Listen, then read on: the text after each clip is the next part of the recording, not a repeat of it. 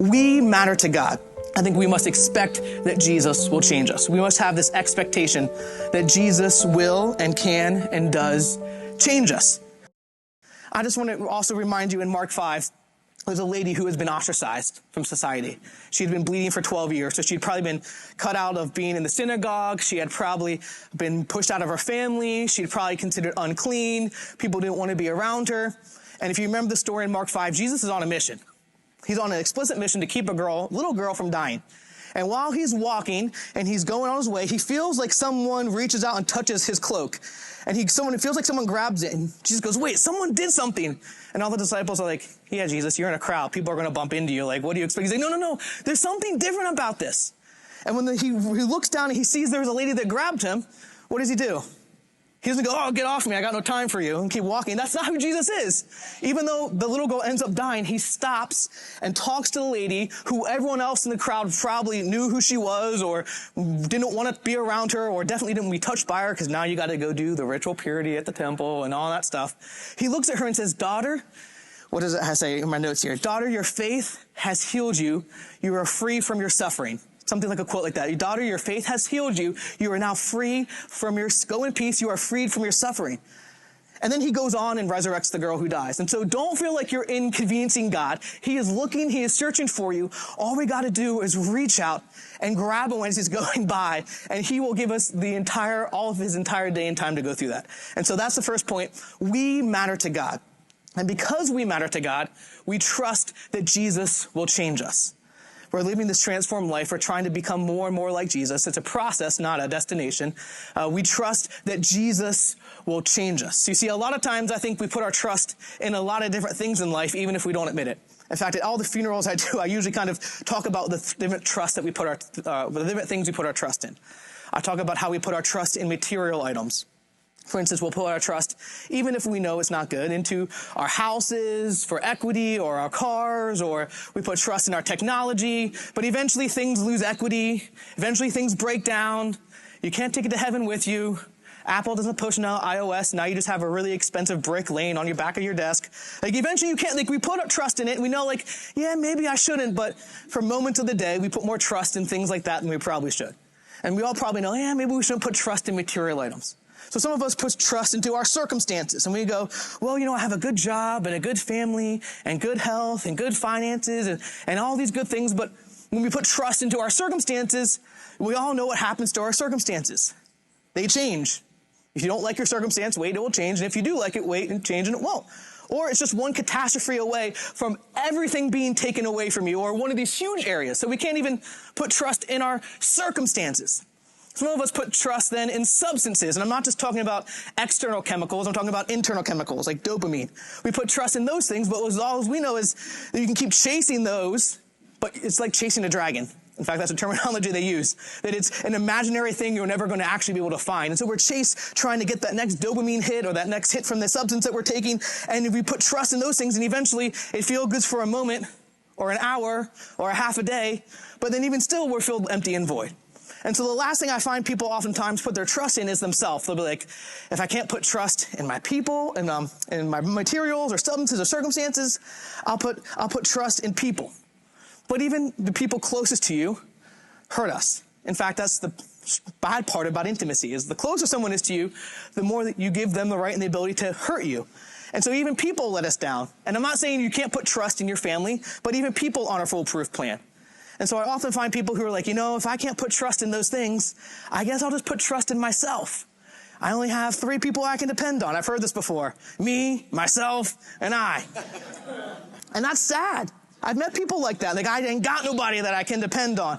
But honestly, if you look yourself in the mirror, man, I think we let ourselves down more than anyone else does. I mean, if you're someone who's like that, I encourage you to wake up tomorrow morning before getting brushing your teeth, before getting a shower, look yourself in the eyes and say, I've never let myself down. And you'll feel and know without a shadow of doubt that's a bold-faced lie. And so the one thing we do put our trust in for this change, for this transformation, is Jesus. That's why we sing the song this morning. I trust in God, right? My Savior, the one. He will never what? What was the words again? He won't fail. Right? We won't fail. That's why we do it, because it's true. We're not just singing it because it sounds good. We're saying it because it's true. That's why we say it out loud. So Isaiah 41, I'm just going to read it for you real quick. Isaiah 41, 10 is where this comes from. So do not fear, for I am with you. Do not be dismayed, for I am your God. I will strengthen you and help you. I will uphold you with my righteous right hand. We don't need to fear. We don't need to feel rejected, unwanted, dismayed. We have a God who wants to uphold us, who knows us personally, who knows our name, who is searching high and low for him. He wants to see change and transformation in us. And so we can and ought to trust in him. Now, I want to unpack this a bit more because I know we have this intellectual consent and ability to believe and trust, but sometimes we don't actually live out the trust.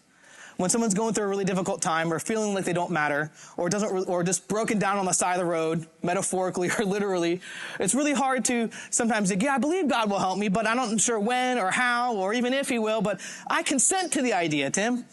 Well, I think it's not just trusting, it's also expecting. I think we must expect that Jesus will change us. We must have this expectation that Jesus will and can and does change us. Because if you don't believe that he will and you don't expect that he will, then why do you have your trust in him? I think a lot of times we say, yeah, there's something happening, but I don't know when it's going to happen.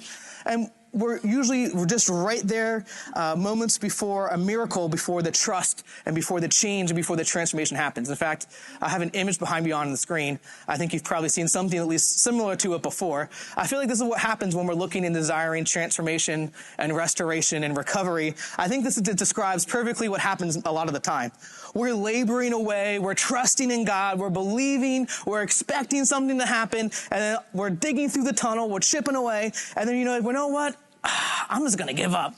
I haven't seen any payoff. I haven't seen the reward. I haven't seen any transformation. I'm just going to turn around and give up because, I'm not really expecting God to do it anymore. Maybe that was too foolish of me. And that's us. We're the miner getting close to the diamonds, and then maybe a couple pickaxe strokes away, we turn around and go, well, what's the use? I think a lot of times that's how Satan works. It's like if we can just lower our expectations, or I'll use the phrase expectancy, just get rid of that culture or that spirit of expectancy and just shake and shrivel us down and make us give up, then we can say, yeah, I trust in God, but I don't really expect he'll do anything. Then that's not really trust, is it? If you don't really trust and believe that God can do something, we're just kind of like the miner who's moments away from finding what their whole entire heart and purpose is laid out for. And so I just wanted to use that image because I think God calls us to live with a spirit of expectancy, that any moment, any day, any hour, we can see the change happening. In fact, maybe one day we'll wake up and go, oh my goodness, God has been doing a work in me all this time. And so that's why I want to use the phrase expectancy versus expectation. Because expectation over here is this idea of only focusing on the outcome, and living with expectancy is seeing and looking for God to work and move without holding control of the outcome. And I'll tie this into Palm Sunday. Since we have our palm branches out, we got to do some sort of tying to this. All right, you ready? On Palm Sunday, the people, when Jesus was entering in Jerusalem on the donkey, had an expectation that Jesus was going to overthrow the earthly kingdom. They fully thought he's fulfilling prophecies, he's going to pull out a sword, he's going to rally the troops, he's going to cut off someone's head, they're going to make a really good revolt, something's going to happen, and we're expecting Jesus to be this militant leader who's going to, just reunite Israel in the way that it should and always will be. Make Israel great again. That was kind of their motto, right? No political things. That was literally what he's trying to do. But what happens 4 or 5 days later when he doesn't do it? They kill him. They're like, you know what? Over here, he's Hosanna, loud Hosanna. Holy, praise your son of David. The amazing things are going to happen. They give him, 3, 4, 5 days, and they go, well, I guess he wasn't really cut out for what we wanted. And then they are cheering, we choose Barabbas, crucify him. That's because they let their expectation speak louder than their spirit of expectancy. A spirit of expectancy would have said, we don't know what Jesus is going to do, but he's going to do something. And it's going to be radical. And it may make us uncomfortable. We might think it's going to be an earthly kingdom, but we really have no clue. And so we're just going to sit here and wait and pray and try to figure out what's going to happen. And when something does happen, we're going to trust that it's going to be amazing. But I'm just going to walk with Jesus and go left when he goes left and go right when he goes right. You see the difference here? If there was a spirit of expectancy, he probably wouldn't have died, but that's a whole other theological conversation we can have another day. And so we live with a spirit of expectancy because then we can see God's hand molding and shaping us along the way. If we're so focused on the outcome, then when the different outcome happens, we're disappointed.